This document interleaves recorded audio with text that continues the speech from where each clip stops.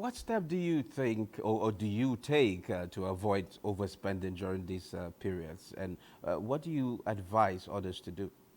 Having a realistic budget.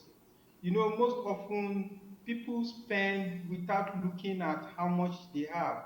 And as I said, when you are making expenditure as regards to, consumption, it has to be as a function of your income. Because most often you see people making consumption which depends on other people's consumption level. That's what I'm trying to say is you see some people imitating and copying how others are spending money. So, like in economics, we call it a relative income theory of consumption, where individual tries to keep up with the Jones.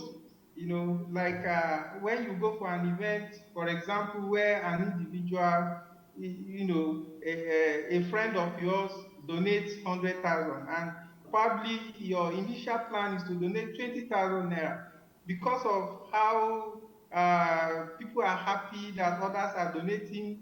The unconscious part of your mind, you tend to also raise your own donation, not minding how much you have or how much you have budgeted for. These are some of the key issues that oftentimes, affect how we spend money. Then another thing, people are not really conscious about how much they spend on food and energy crisis.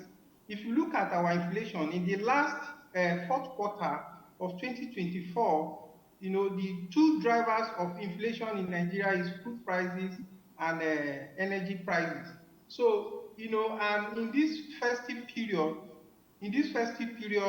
most of our spending goes into food. So, to have a proper budget, it is very good for an individual to look at how much they spend on food and issue of energy as well. Because you see people moving around, whether you are using your private cars, the amount of money you spend on fueling your car, even if you decide to use a public transport. So these are some of the factors that can make an individual to spend above their level of income. Then you also look at,